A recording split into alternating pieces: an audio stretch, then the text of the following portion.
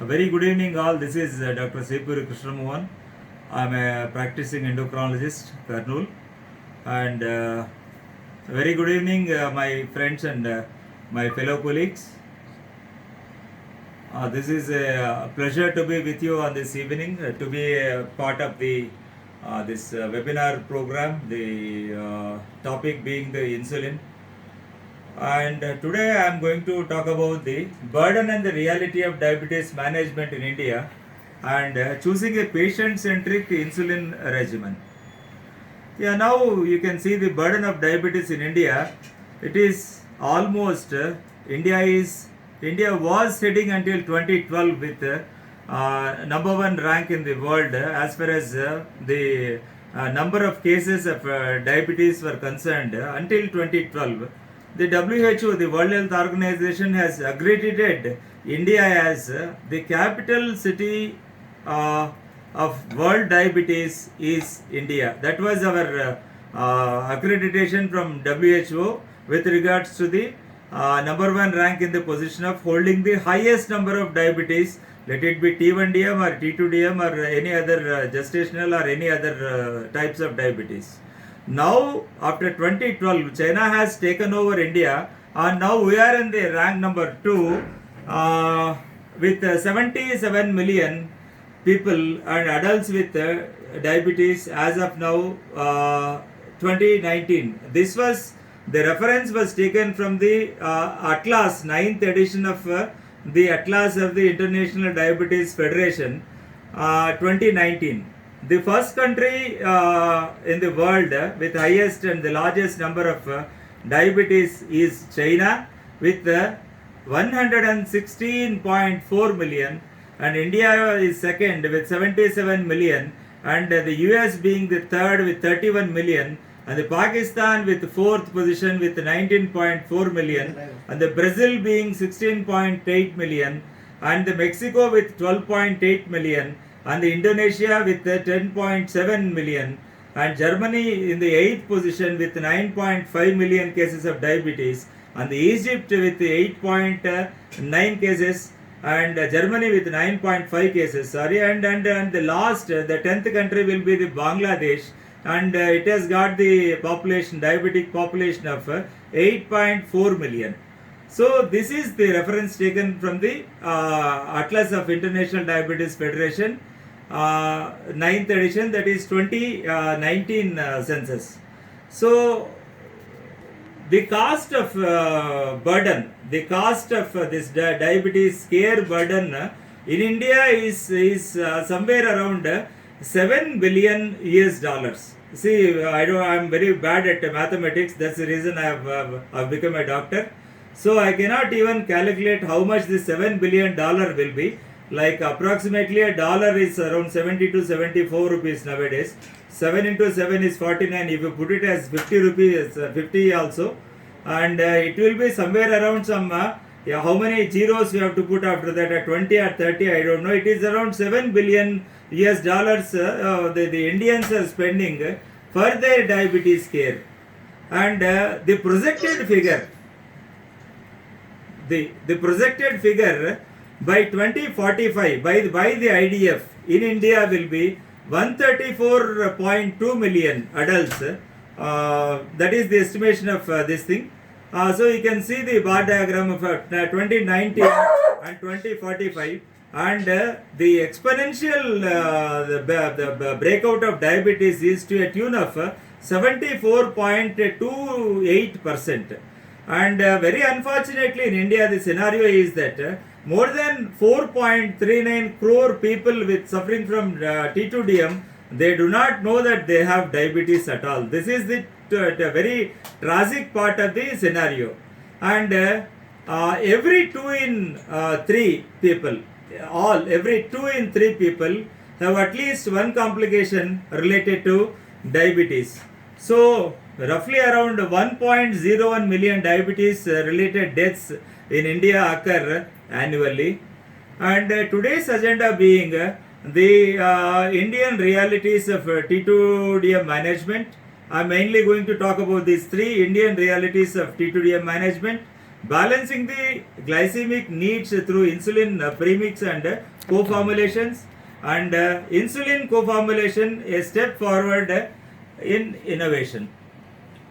Challenges of managing diabetes, that is in Indian realities actually. See, we face a lot of ground realities in managing the diabetes population. The main challenges being the high carbohydrate diet consumed by our Indians especially, which results automatically in a very high postprandial glucose levels, and patients are very much uncontrolled and being on multiple oral anti-diabetic drugs, and limited consultation time and need for convenience.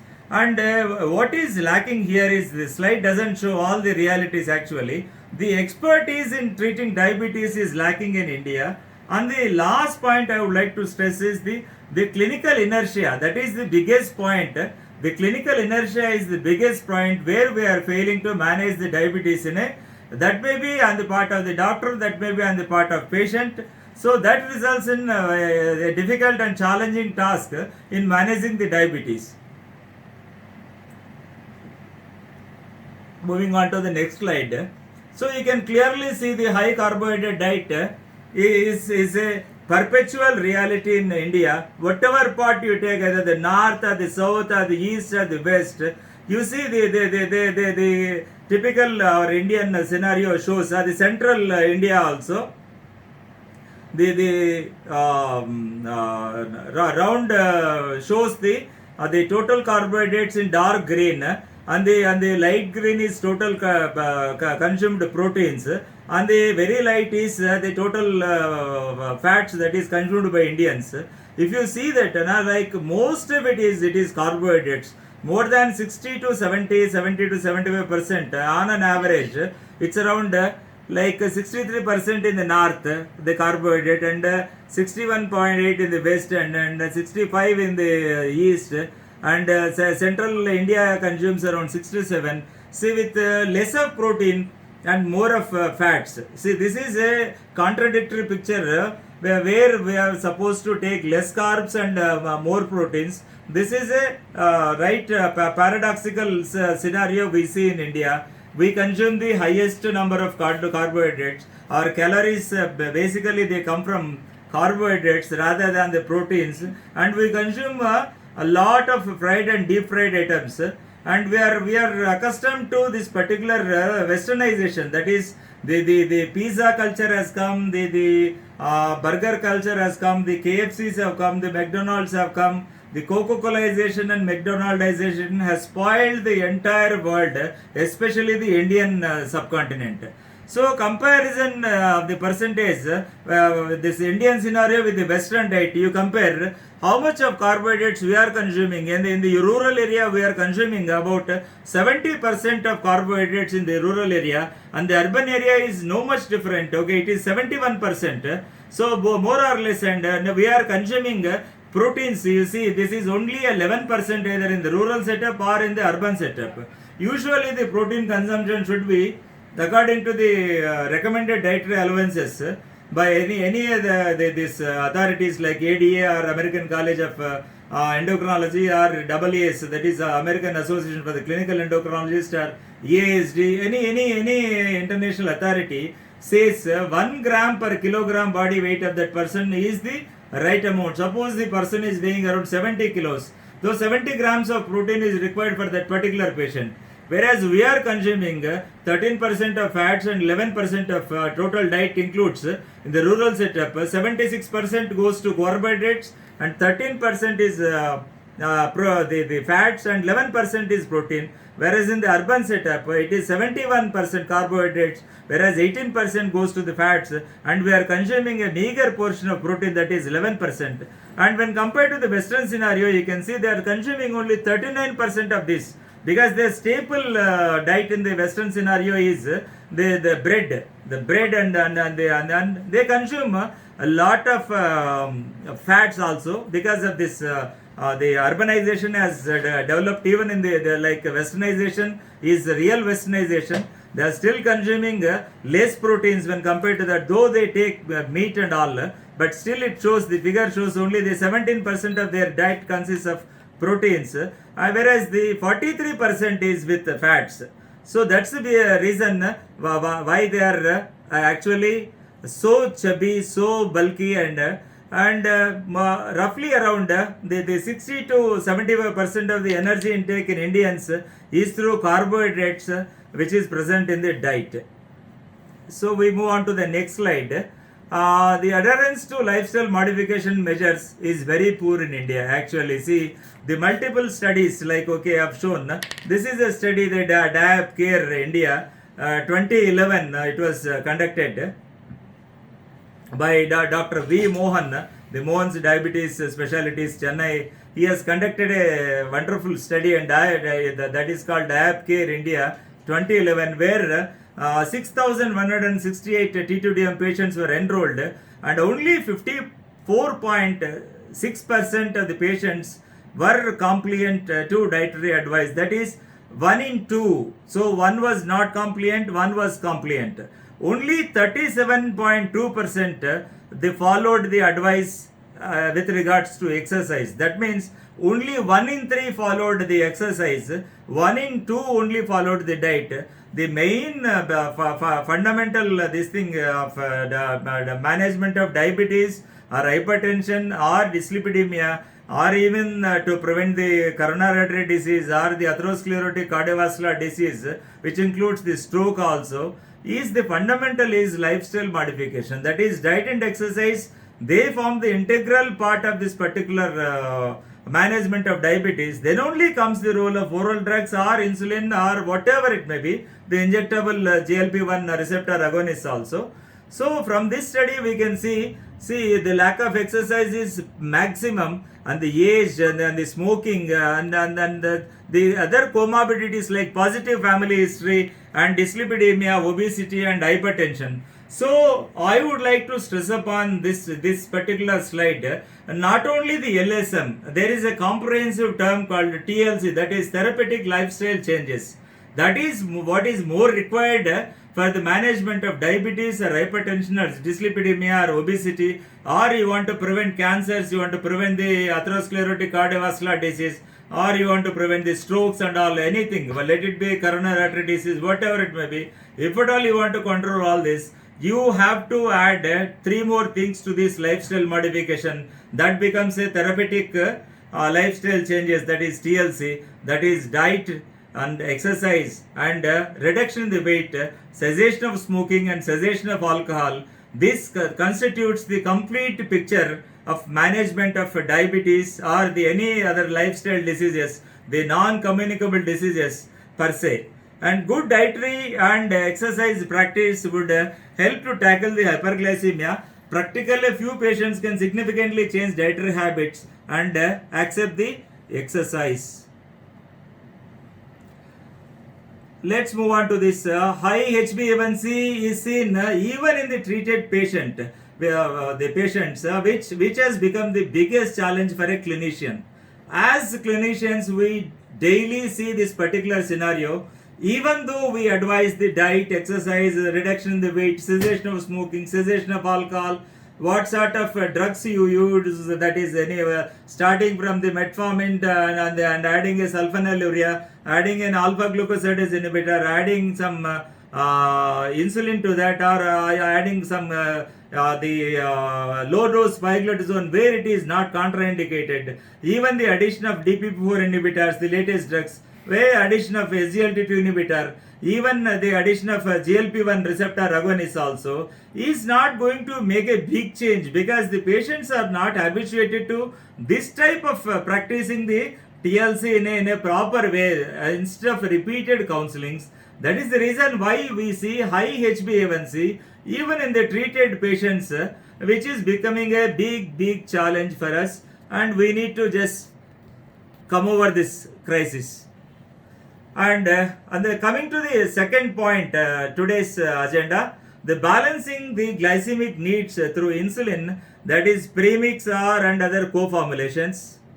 So let's get into this. Okay, the hyperglycemia in T2DM and the defective insulin secretion. As all of are aware, the background pathology of type 2 diabetes is always the loss of FIPR. FIPR is loss of first phase of insulin response. That is the most pathognomic pathophysiological defect, background T2DM. And added to that, so we have got the second phase secretion which is impaired, that leads to postprandial hyperglycemia. These are the earliest markers of T2DM. That is, one is the loss of first phase of insulin response, that is first phase insulin secretion. The exact term is FIPR, the loss of first phase of insulin response, followed by the second phase secretion is also impaired because of multiple factors I will discuss later on, and these all leads to postprandial hyperglycemia. Is the earliest marker of type 2 DM, yes. And beyond this, the real culprit is not the insulinopenia in the Indian subcontinent and as well as the Asian subcontinent, especially the Indian subcontinent. It is the culprit is the insulin resistance. Insulin resistance followed by insulinopenia contributes to the hyperglycemia in TTDM. So when a subject who eats 3 times a day, 50% of the day is spent in postprandial phase. You can see this very clearly in the diagrams. The breakfast and the lunch and the dinner and again the breakfast. You can see this is the postprandial stage and the post-absorptive stage and the fasting stage. The Indian scenario is worse owing to high carbohydrate diet. And treatment strategies should address both meal-related and fasting hyperglycemia for optimum HbA1c control, because HbA1c control is not mere dependent on one single factor like it is dependent on fasting or it is dependent on post-lunch. It is always a confusing and debatable issue. HbA1c control is dependent on both the states, the fasting and the post-lunch, that is the FPG, that is fasting plasma glucose, and postprandial glucose. Both of them contribute with regards to the determination of HbA1c control. So what I mean to say is both are very important. You cannot only target post-lunch, you cannot ignore fasting, because all the time the gold standard principle in diabetes is 3 F's. F. Fix the fasting first. If you fix the fasting first, automatically the post-lunch also will be fixed. That is the thing you have to remember. Fix the fasting first, followed by postprandial. And the patients remain on multiple OAD therapy too long. They have the clinical inertia. That's what I mentioned. Clinical inertia is defined as either on the part of the doctor or on the part of the patient. That is lagging. That is taking too much of time to initiate the drugs, like add-ons. Like you put the patient on metformin 500 mg as the textbook of Pickup and Williams says, or the textbook of Jocelyn diabetes says. You start with the lowest dose, start low and go slow. The metformin you take 500 milligram sustained release in the night, and after a month you increase it to 1 gram. After a month you increase it to 1500, after a month you increase it to 2 grams, 1 gram in the morning and 1 gram in the night. That is the maximal dose for Indians. Then all the time is lost. The patient doesn't turn up also. So the principal main funda in this particular treating diabetes, now the latest concept is hit early, hit hard. So you can see this, see how the HbA1c has gone to 8.9. The clinical inertia is that is on the part of the doctor not to use the drugs extensively, like hit hard and hit early, and on the part of patient not to accept the doctor's advice, either with regards to the lifestyle modification or regards to the therapeutic lifestyle changes, or even the drugs also. Let it be OADs or let it be insulins also. If you delay the initiation of the insulin, the patient gets into hyperglycemia and he gets into more of microvascular complications. So the benefits of timely glycemic control, the guidelines encouraging earlier use of insulin, and as per the recommendations also, as per the recommendations of American Diabetes Association, the standards of the guidelines for the care in the patients suffering from diabetes 2020, they clearly say that if the HbA1c is around 9 or more than 9, the patient must be put on insulin. Obviously, that is the take home message. So this is a trial called SOLVE trial. At insulin initiation in SOLVE, the average HbA1c was 8.9. So 41% had HbA1c of more or around more than 9%, and 22% of that in the SOLVE were had a HbA1c of around 10 or more than 10. So that is terribly bad actually. And now, come to this slide, the insulin offers maximum HbA1c reduction. See, starting from the lifestyle modification, and we start with metformin, and then I have already discussed the variant modalities of in the armamentarium of the treatment of type 2 diabetes that constitutes the metformin and insulin, the sulfonylureas and thiazolidinediones. Now we have only one, right? Okay, in India the only pioglitazone. But be cautious with pioglitazone. Where it is indicated, you must know. Where it is not indicated, you must very clearly know, or else the patient will land up in frank heart failure. Okay. So the GLP-1 receptor agonists are the alpha glucosidase inhibitors and the glinides, that is the metaglinide, the ripaglinide and the netiglinide, and the DPP-4 inhibitors, starting from the mother molecule, the vildagliptin and the sitagliptin and the saxagliptin and the linagliptin and the allogliptin and the danagliptin, and the SGLT2 inhibitors. Like starting with the canagliflozin and the empagliflozin and the dapagliflozin, and the Indian gliflozin also is there from Denmark. I think it is remogliflozin, and which are not available in India. There are two more gliflozins are available in the US and even in the Western society. That is, one is ertugliflozin from the EMERC and the sotagliflozin for Sanofi. So you can see the longest, the maximum HbA1c reduction is seen only with insulin. Because DPP-4, they are very weaker drugs, whereas sulfonylureas are very potent drugs. But the problem with sulfonylureas is we have only two problems basically. One is the incidence of hypoglycemia is more, and the weight reduction, gain is more in sulfonylureas. Thiazolidinediones is a very good drug of choice provided you use it in a very low dose like 7.5. It reduces HbA1c to a tune so nicely. But the problem is the indications and contraindications must be very clear before putting your pen to a glitazone actually. This is pioglitazone. So GLP-1 receptors have some barriers to use because they are injectable forms. The patient is not accepting even for an insulin. It is cost effective, or it is not cost effective when we compare our Indian scenario. And AGI is okay, but they are very weak drugs, and DPP-4s are a very weak drug where the reduction is max 0.6% of A1C, and SGLT2 are much more better. It is at least 1 to 1.5 reduction of HbA1c, whereas when compared to all the highest maximum reductions in the HbA1c are seen only with this particular insulin. And now we go to the advantages or the mechanisms or the benefits of the insulins.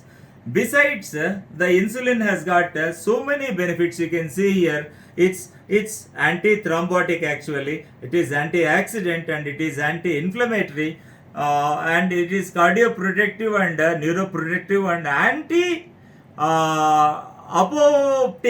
that is anti-apoptic, and the glucose lowering. So you know what is apoptosis, that is The programmed cell death is called apoptosis. Apoptosis is being reversed by this particular insulin. So that is anti-apoptic effect. The glucose lowering obviously, and the vasodilatation and the platelet inhibition and the beta cell rest, that is the most important advantage of this particular insulin initiation, because we are giving rest to the pancreas. So we are taking the exogenous insulin, whereas we are giving rest to the endogenous insulin. So we are not putting the load and burden on the already tired pancreas. So the beta cells will proliferate furthermore, and beta cell death will come to a decline. Like, okay, so the beta cell rest and improvement in the clinical function. These are all the benefits of the insulins.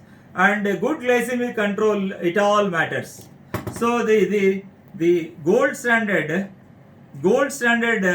study in the field of entire diabetes is only the UKPDS. UKPDS is United Kingdom Prospective Diabetes Study, which was started in 1977, and after 10 years the results were summarized. After 20 years the results were summarized, and after 30 years also the results were summarized, and even still it is going on. The UKPDS ongoing is still going on. You can see the figures after 20 years, that is, the initiation was 1977, and the 1997, if you summarize the results after that, there is like, okay, the first one, the 12% is any diabetic related endpoint is the reductions of 12% in any diabetic related endpoints, and the second is the any this microvascular disease, actually a decrease in the incidence of microvascular complications by 25%. That is the retinopathy, the diabetic kidney disease, or the diabetic neuropathy. So these are the three microvascular complications which are much glucose dependent. So if you control the glycemic levels to the target, like around 6.27% of HbA1c, you can minimize the microvascular complications in a much better way, not satisfactorily with regards to the macrovascular complications like the coronary artery disease or cerebral vascular disease or the peripheral vascular disease, because they have got multiple etiological factors as in the pathogenesis of the macrovascular complications. So you can find only the 16% of reductions in the myocardial infarction. Myocardial infarction basically is it's a macrovascular complications, and there are multiple risk factors for myocardial infarction, starting from diabetes, hypertension, dyslipidemia, smoking, obesity, sedentary lifestyle, and the eating patterns, and the family history of hypertension. So these are all they contribute to this particular myocardial infarction. So coming to this 30 years in type 2 diabetes, you can see this the after 30 years of UKPDS results, we can summarize any diabetes related endpoint is reduced by 9%, and the microvascular complications are reduced by 24%. There is no big difference after 20 or 30 years in the same patients.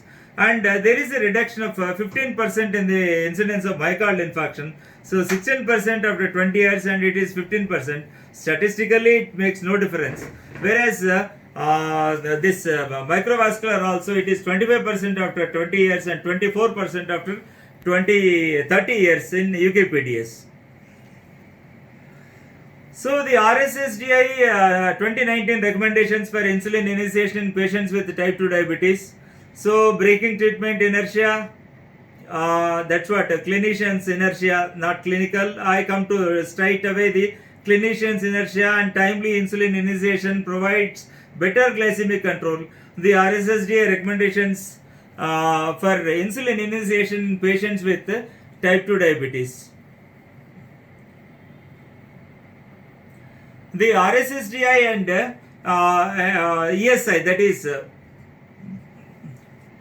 Endocrine Society of India clinical practice recommendations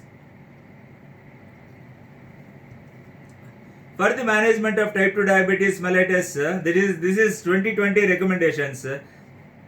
You can go through that. Okay, if glucose targets are not achieved within 2 agents, they start third oral agent, like alpha glucosidase inhibitor or DPP4 inhibitor or SGLT2 inhibitor or TZD depending upon the second line of agent used, or start insulin or glucagon like peptide GLP-1 receptor agonist.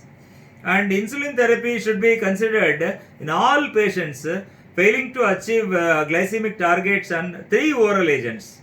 So consider initiating insulin in type 2 diabetes patients with symptomatic severe hyperglycemia or the unstable state.